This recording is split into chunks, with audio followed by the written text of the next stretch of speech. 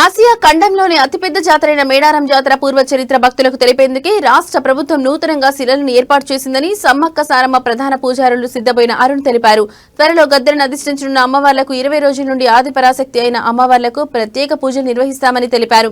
సుమారు 7,000కు పైగా బొమ్మలను రాతి కట్టడాలపై చిత్రీకరించినట్లుగా ఆయన తెలిపారు. మహాజాతరకు ముందు గుడి మెలిగే పండగతో జాతర ప్రారంభం కానుంది. భక్తులు వరుస క్రమంలో వచ్చి వరదేవతలను దర్శించుకుని అమ్మవార్లకు మొక్కులు సమర్పించుకోవాలంటున్న ప్రధాన పూజారులతో మా ప్రతినిధి Rajendra Prasad face to face. Mulugu జిల్లా తాడ్వాయి మండలం మేడారం సమ్మక్క సారలమ్మ మహాజాతర అతి తక్కువ రోజుల్లోనే ప్రారంభం కానుంది. ఈ నేపథ్యంలో ఇప్పటి నుండే గత 25 రోజుల ముందు నుంచే భక్తుల రద్దీ అధికంగా పెరిగిపోయింది. అసలు ఈ యొక్క మేడారం మహాజాతర యొక్క వసతులు, అదేవిధంగా ఈ యొక్క రాష్ట్ర ప్రభుత్వం 150 కోట్లు విడుదల చేసి ఈ యొక్క అభివృద్ధి పనులను చేపడుతుంది. అయితే ప్రస్తుతం మనం ఇక్కడ ఈ యొక్క మేడారం మహాజాతర ఆచార్యులు పూజారులు ఉన్నారు. పూజారులతో ఈ యొక్క అమ్మవారి విశిష్టత ఏందో తెలుసుకునే ప్రయత్నం చేద్దాం. అయ్యగారు నమస్తే అండి. ఈ యొక్క అమ్మవారి ప్రత్యేకత ఏమిటి?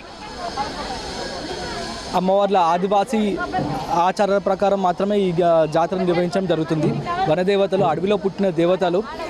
ఎందుకంటే ఆదివాసీలు ప్రకృతిలో మమేకమై ఒక చెట్టుకు పుట్టకు పూజ చేస్తారు. ఇక్కడ ఒక ఆది పరాశక్తికి ఇక్కడ పూజలు జరుగుతాయి. ఇక్కడ అంటే అమ్మవారి ప్రత్యేకత చూసుకుంటే ఒకప్పుడు కేవలం ఇక్కడ ఉండే ఆదివాసీలు మాత్రమే అమ్మవారిని కొలిచేవాళ్ళు.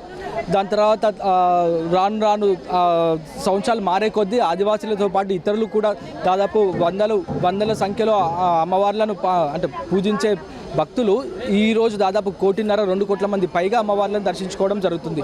కోరిన కోరికలు తీర్చే తల్లులు కాబట్టి, పిల్లలు లేని వారికి పిల్లలు ఇచ్చే తల్లులు కాబట్టి, అంటే ఇంత మహిమగల తల్లులు కాబట్టి ఈరోజు ఇంత అభివృద్ధి అనేది జరుగుతుంది. ఇంత తండోపతండాలుగా భక్తులు అమ్మవారిని దర్శించుకోవడం జరుగుతుందండి. అంటే ప్రస్తుతం రాష్ట్ర ప్రభుత్వం కొత్తగా అంటే ఈ యొక్క శిలా పథకాలను ఏర్పాటు చేసి నూతనంగా ఆలయాన్ని రూపొందిస్తున్నారుగా, దీనిపై మీ యొక్క అభిప్రాయం? అంటే ఇది కేవలం పూజారుల నిర్ణయం మేరకే ఈ కట్టడం అనేది జరిగింది. ఏంటంటే చరిత్ర చూసుకుంటే మాత్రం ఇక్కడ ఆదివాసులకు ఎక్కడా చరిత్ర లేదు. ఈ ఆసియా ఖండంలోనే అతిపెద్ద ఆదివాసుల జాతర, ఇట్లాంటి జాతరకు చరిత్ర లేకపోవడం అనేది అది చాలా మైనస్ అండి. పూజారుల నిర్ణయం ప్రకారమే ఈ గుడి మార్పు అంటే సమ్మక్క సారలమ్మ గోవిందరాజు పగిడిద్దరాజు గద్దెలు వరుస క్రమంలో పెట్టడం జరిగింది. ఎందుకంటే ఒక సైడ్ నుంచి వచ్చే భక్తులకు మాత్రమే దర్శనం జరుగుతుంది, ఇంకో సైడ్ నుంచి వచ్చే వాళ్ళకి జరగట్లేదు. ఇలా వరుస క్రమంలో పెడితే 2 వైపులా వచ్చే భక్తులకు నలుగురు దర్శనం జరుగుతుందని పూజారుల నిర్ణయం మేరకే ఈ గుడి నిర్మించడం జరిగింది. దాదాపుగా 7,000 పైచిలకు బొమ్మలు మన ఈ రాతి కట్టడాల మీద చూస్తామండి. ఇటు సమ్మక్క చరిత్రతో పాటు సారలమ్మ గోవిందరాజు పగిడిద్దరాజు చరిత్ర, అట్లా కాకుండా ఇటు సిద్ధమైన వంశస్థుల చరిత్ర, ఇటు కాక వంశస్థులు, పెనక వంశస్థులు, దబ్బగట్ల వంశస్థుల చరిత్రతో పాటు ఆదివాసుల జీవన విధానము, ఆదివాసుల కట్టుబాట్లు, ఆదివాసుల ఆచారాలు, మనిషి పుట్టుకతో పాటు మనుడ కూడా ఎట్లా ఉంటుందని ఈ గుడి ప్రాంగణంలో చూడవచ్చండి. మనం ఇప్పుడు ప్రస్తుతం అయ్యగారు మనకు ఈ యొక్క అర్చకులు ఆర్చీలను ఏర్పాటు చేశారు కదా, ఆర్చీల పైన అచ్చుల యొక్క విశిష్టత ఏంటిది అసలు?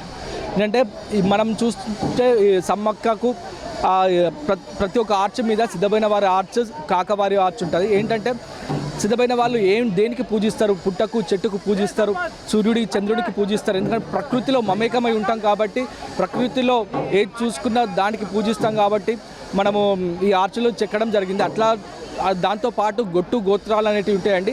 అంటే మనకు వరుస అయ్యే వాళ్ళు ఎట్లా వరుస అవుతారు ఏంది అనేది మన జీవిత చరిత్ర మనం ఈ ఆర్చుల మీద చూడొచ్చండి. ఈ పూజారులు ఇంకా 20 రోజుల సమయం వేచి ఉంది కదా ఈ యొక్క అమ్మవార్లు గద్దెనెక్కేది. ఇప్పటి నుంచి ఎలాంటి పూజలు అంటే ఏ విధమైన పూజా కార్యక్రమాలు నిర్వహిస్తుంటారు? మహాజాతరకు ముందు వచ్చే బుధవారం రోజు గుడి మెలిగే పండుగ చేయడం జరుగుతుందండి. ఈ పండుగ విశిష్ట ఏంటంటే అడవికి వెళ్ళి కొత్తగడ్డి తీసుకొచ్చి, పుట్టమన్ను తీసుకొచ్చి అమ్మవారి గుళ్ళలో ప్రత్యేకంగా అలికి పీట ముగ్గులు వేసి పసుపు కుంకుమ చీరేసార పెట్టి ప్రత్యేకంగా ఇప్ప పువ్వులను నైవేద్యంగా పెట్టి ఇప్ప పువ్వు సారని అమ్మవారికి ఆరబోసిన తర్వాత పూజలందరూ నియమనిష్టలతోటి భక్తి శ్రద్ధలతోటి మహాజాతరకు అంటే ఇంత ఆదిశక్తులను వశం చేసుకోవాలంటే నిష్టతోని మనం కూడా పూజలు చేయాలి. కాబట్టి ఈ అంటే మహాజాతర ముందు వారం నుంచే పూజలు చేయడం జరుగుతుంది. అంటే ప్రతిసారి వచ్చే భక్తులకు అంటే ప్రతిసారి లక్షల్లో అంటే ఆసియా ఖండంలోనే అతిపెద్ద జాతరగా గుర్తింపు పొందిన ఈ జాతరకు ఈసారి కొన్ని అభివృద్ధి పనులు జరిగి అంటే ఒక ప్లేస్లో ఒక కంజెస్టెడ్ ఫిక్స్లు చేశారు కదా, అసలు మీరు పూజారులుగా భక్తులకు ఎలాంటి సూచనలు చేస్తున్నారు? ఏం లేదండి, అభివృద్ధి మాత్రం నా భూతో నా భవిష్యత్ అనే విధంగా ఉంది. ఈ పని ఒక 5-6 నెలల ముందు నుంచి చేస్తే బాగుండు. అయినా కానీ మ్యాక్సిమము మన గవర్నమెంట్ వారు ఇక్కడ ఉండే అధికారులు కూడా వచ్చే భక్తులకు ఎటువంటి ఇబ్బంది కలగకుండా ఈ గుడి నిర్మాణమైనా కూడా ఇక్కడ రోడ్లు కానీ ఇక్కడ మంచినీళ్ళు కానీ మరుగుదొడ్లు సదుపాయాలు కానీ అన్ని దగ్గరుండి చూసుకుంటున్నారు. సంక్రాంతి లోపు అన్ని వసతులు అయిపోతాయని భావిస్తున్నాను. మీరు భక్తులకు ఇచ్చే సూచనలు ఏంటి? అమ్మవారిని దర్శించుకునేటప్పుడు అంటే బెల్లంతో వస్తుంటారు కదా, ప్రతిసారి బెల్లాన్ని కుప్పలుగా బెల్లాన్ని వేయడం వల్ల ఎన్నో ఇబ్బందులు ఎదుర్కొంటారు పూజారులు కదా, భక్తులకు మీరు ఇచ్చే సూచనలు ఏంటి? ఏం లేదండి, ఓపికతో ఉండండి. అమ్మవారి దర్శన భాగ్యం అనేది ప్రతి ఒక్కరికి కలుగుతుంది.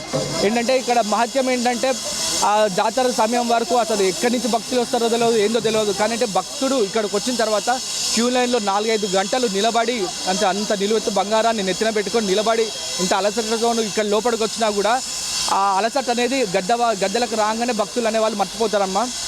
ఏంటంటే అది ఇక్కడ ఉండే విశిష్టతనో మరి ఇంకేదో తెలియదు, కానీ 5-6 గంటలు ఓపికతో ఉన్న వాళ్ళు ఇక్కడికి వచ్చి మర్చిపోతారు. అమ్మవారి కరుణకు పాత్రలు కావాలి, భక్తులు కూడా ఓపికతో ఉండండి అని నా యొక్క మనవి.